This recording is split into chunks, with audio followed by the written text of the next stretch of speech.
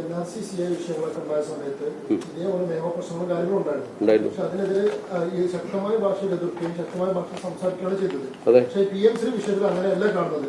ഈ നിയമത്തിന് അങ്ങനത്തെ പ്രശ്നങ്ങളുണ്ട്, അല്ലെങ്കിൽ MOU കരാറിന് തന്നെ പ്രശ്നങ്ങളുണ്ട്, NAP എന്നുള്ളത് അവരുടെ മാനദണ്ഡമാണ് എന്നൊക്കെ പറഞ്ഞ് അതിന് ന്യായങ്ങൾ കണ്ടെത്താനാണ് സർക്കാർ ആണെങ്കിൽ ശ്രമിച്ചുകൊണ്ടിരിക്കുന്നത്. അല്ലെങ്കിൽ മുൻ സർക്കാർ ഒപ്പിട്ട രേഖയാണെന്ന് പറഞ്ഞ് ന്യായങ്ങൾ കണ്ടെത്താൻ ശ്രമിച്ചു. ശരിക്കും അങ്ങനെ നിലപാടില്ലല്ലോ. ഒരടി പോലും മുന്നോട്ട് പോയിട്ടില്ല UDF സർക്കാർ എന്ന് പറയുമ്പോൾ തന്നെ അത് നടപ്പിലാക്കാതിരിക്കുകയാണ് ഞങ്ങളുടെ പോളിസി എന്ന് തുറന്ന് പറയാൻ UDF സർക്കാർ കഴിയാതെ പോയിട്ടുണ്ട്. അത് നടപ്പായിട്ടില്ല എന്നും നടപ്പാക്കിയിട്ടില്ല എന്നും പഠിച്ചതിന് ശേഷമേ അതിൽ തീരുമാനമെടുക്കുമെന്നും വിദ്യാഭ്യാസ മന്ത്രി നിയമസഭയിൽ ഇന്നും കൃത്യമായി പറഞ്ഞിട്ടുണ്ട്.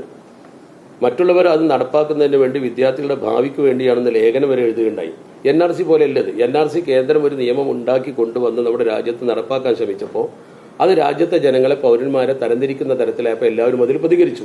ഇത് കേന്ദ്രം ഒരു നിയമം കേരളത്തിൽ അടിച്ചേൽപ്പിക്കുകയാണ്. അതിന്റെ ഡീറ്റെയിൽ പരിശോധിക്കാതെ സംസ്ഥാന ഗവൺമെന്റ് അതിൽ ഒപ്പുവെച്ച ശേഷം അത് തുടർന്ന ഗവൺമെന്റാണ്. ആ തുടർ ഗവൺമെന്റിനെ സംബന്ധിച്ചിടത്തോളം അത് മുന്നോട്ട് കൊണ്ടുപോകാൻ പ്രയാസമുള്ളത് കൊണ്ടാണ് അവർ സമിതിയെ വെച്ചതും ചർച്ച ചെയ്യുന്നതും പഠിക്കുന്നതും. ഇത് ഞാൻ ആവർത്തിച്ച് പറഞ്ഞു. പിന്നെയും നമ്മൾ ചോദിക്കുന്നതിന് അർത്ഥമില്ല. കാരണം അത് നടപ്പാക്കുകയില്ല എന്ന് പറയാൻ ഒരു ഗവൺമെന്റ് ഒപ്പിട്ട് സമ്മതപത്രം കൊടുത്തൊരു കാര്യം ഞങ്ങൾ ചെയ്യില്ലെന്ന് പറയാൻ ഒരുപക്ഷെ നിയമപരമായ തടസ്സങ്ങളുണ്ടാവും. ധിക്കാരം പറയും പോലെ നമുക്ക് സ്റ്റേജിൽ പ്രസംഗിക്കുന്ന പോലെ ഒരു നിയമനിർമ്മാണ സഭയിലും നിയമ രേഖ മുന്നിൽ വെച്ചും പറയാൻ കഴിയില്ലല്ലോ. അപ്പൊ ഈ സമിതി അതിനെക്കുറിച്ച് പഠിക്കട്ടെ, അവരുടെ അഭിപ്രായം പറയട്ടെ.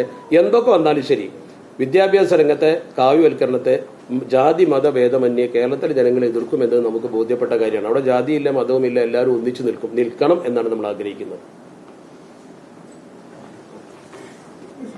അതോടൊപ്പം തന്നെ നിങ്ങൾ വളരെ കാലികമായൊരു വിഷയമാണ് നമ്മുടെ മലപ്പുറം ജില്ലയിൽ. അതിനെക്കുറിച്ചൊന്നും നിങ്ങൾ ക്രിയേറ്റീവായിട്ടുള്ളൊരു മൂവ്മെന്റും നിങ്ങൾക്കില്ലല്ലോ. നിങ്ങൾ എപ്പോഴും ഈ വിഷയത്തിൽ എതിർപ്പിന്റെ അല്ലെങ്കിൽ സെൻസേഷണൽ ന്യൂസിന്റെ പിന്നാലെ പോകുമ്പോൾ മലപ്പുറം ജില്ലയുടെ ഒരു ചിത്രം നോക്കിയിട്ട് നിങ്ങൾ എന്തുകൊണ്ട് അതിനെക്കുറിച്ച് പ്രതികരിക്കുന്നില്ല? വേണ്ട പോലെ നിങ്ങൾ അതിന് വേണ്ട ജില്ലയെക്കുറിച്ച് എന്താ മലപ്പുറം ജില്ലയുടെ അവസ്ഥ നിങ്ങൾ ശ്രദ്ധിച്ചിട്ടുണ്ടോ?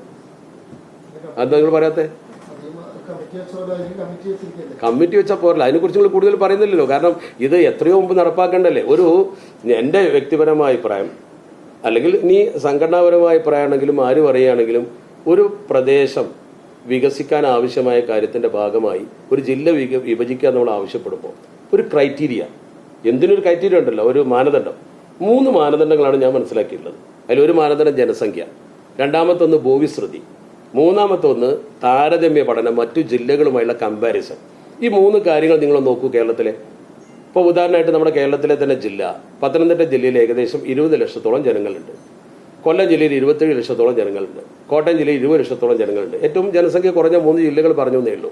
ആ സ്ഥലത്ത് മലപ്പുറം ജില്ലയിൽ 50 ലക്ഷത്തിന് മേലെയാണ്. അപ്പോൾ ജനസംഖ്യാപരമായി നമ്മൾ പരിശോധിക്കുമ്പോൾ അത്രയും ജനങ്ങൾ, 3 ജില്ലയിലെ ജനങ്ങളുടെ ഏകദേശം ജനസംഖ്യ മലപ്പുറത്തുണ്ട്. അപ്പോൾ അത് 3ആയി വിഭജിക്കപ്പെട്ടെങ്കിലേ അർഹമായ നീതി കിട്ടുള്ളൂ. ഇനി ഭൂവിസ്തൃതി നോക്കാം നമുക്ക്. 2208 ചതുരശ്ര കിലോമീറ്ററാണ് ശരിക്കും പത്തനംതിട്ട.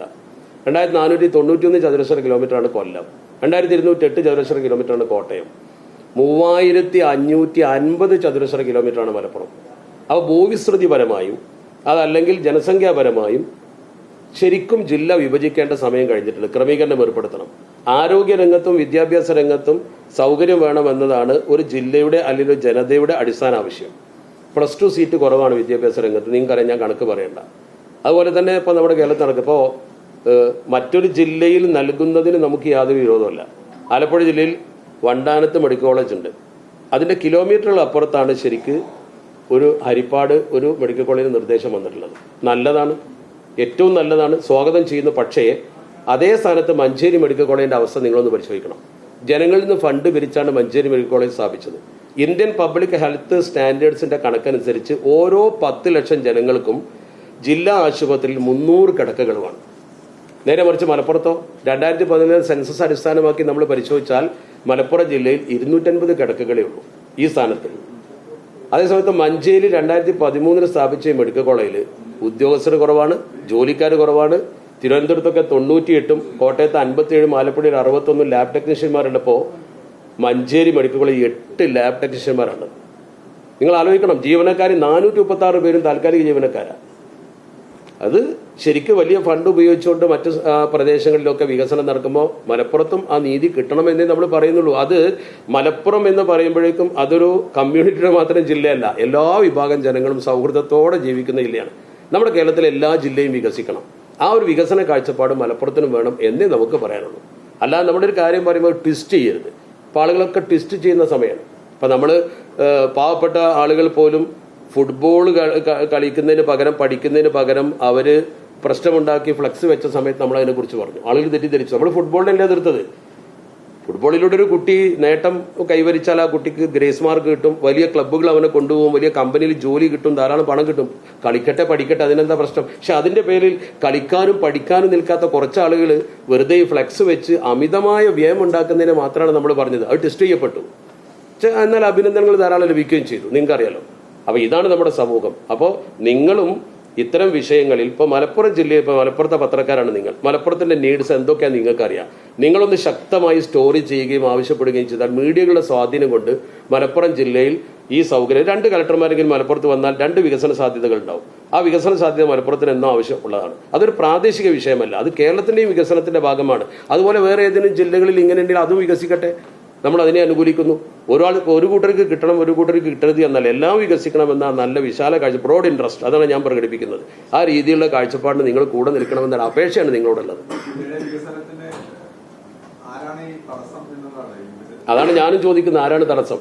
50 ലക്ഷം ജനങ്ങളുടെ ഒരു ജില്ല വിഭജിക്കുന്നതിന് ആരാണ് തടസ്സം? ഇതൊരു പൊളിറ്റിക്കൽ തീരുമാനം വരേണ്ട സംഭവം കൂടിയാണ്. ആ പൊളിറ്റിക്കൽ തീരുമാനം എടുക്കാൻ ഏറ്റവും പ്രധാനമായിട്ട് മുന്നിട്ട് നിൽക്കുന്നത് മലപ്പുറത്തെ സംബന്ധിച്ചുള്ള മുസ്ലിം ലീഗ് എന്നുള്ള രാഷ്ട്രീയ പാർട്ടിയാണ്. മുസ്ലിം ലീഗ് ഔദ്യോഗികമായി ഇത്തരത്തിലുള്ള ഒരു ആവശ്യം മുന്നോട്ട് വരികയോ അല്ലെങ്കിൽ ഒരു പ്രതികരണമായിട്ട് വരികയോ ഇതുവരെയും ചെയ്തിട്ടില്ല. നിങ്ങളുടെ ചോദ്യം വളരെ നല്ല ചോദ്യമാണ്. പക്ഷെ മുസ്ലിം ലീഗ് മുന്നോട്ട് വെക്കുമ്പോഴേക്കും അതിനെ വർഗീയമാക്കാൻ കുറെ ആളുകൾ നമ്മുടെ രാജ്യത്ത് ഇപ്പോൾ പ്രവർത്തിക്കുന്നുണ്ട്. ആ ഒരു കൺസെപ്റ്റ് കൂടി നമ്മൾ കാണണം. അപ്പോൾ പൊതുസമൂഹം മൊത്തത്തിൽ ആവശ്യപ്പെടണം. മലപ്പുറം വികസിക്കൽ മുസ്ലിം ലീഗിന്റെ മാത്രം ആവശ്യമല്ല, മലപ്പുറത്തെ ജനങ്ങളുടെ മൊത്തം ആവശ്യമാണ്. മുസ്ലിം ലീഗ് അതിപ്പോൾ ആവശ്യപ്പെടുന്നുണ്ട്, UDF അത് ചർച്ച ചെയ്യുന്നുണ്ട്. അതിന് പിൻബലം കൊടുക്കുന്ന ഒരു നീക്കം മീഡിയകളുടെ ഭാഗത്ത് നിന്ന് ഉണ്ടാകണം എന്നൊരു അപ്പീലാണ് ഞാൻ നിങ്ങളുടെ മുമ്പിൽ വെക്കുന്നത്.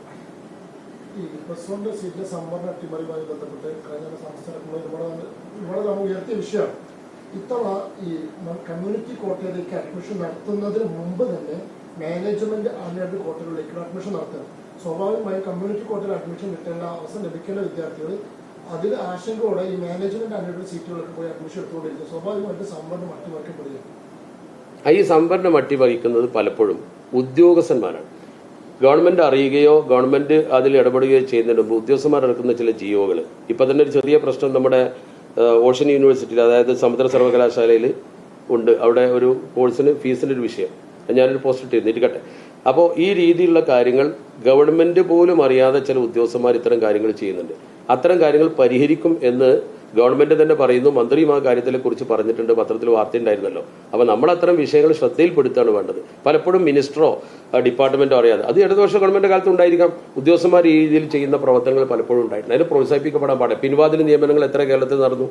ഈ പിൻവാതിൽ നിയമങ്ങൾക്കൊക്കെ ഗവൺമെന്റ് ചുക്കാൻ പിടിച്ചാൽ ഈ നല്ല കഴിവുള്ള നല്ല എഫിഷ്യൻസിയുള്ള ആളുകൾ എന്ത് ചെയ്യും? അവർക്ക് ജോലി കിട്ടില്ലല്ലോ. അത് അപകടകരല്ലേ? അതിന് നമ്മൾ എതിരാണ്. അത് ആ പഴയ രീതിയിൽ തന്നെ നടക്കണം എന്നാണ് നമ്മൾ ആവശ്യം.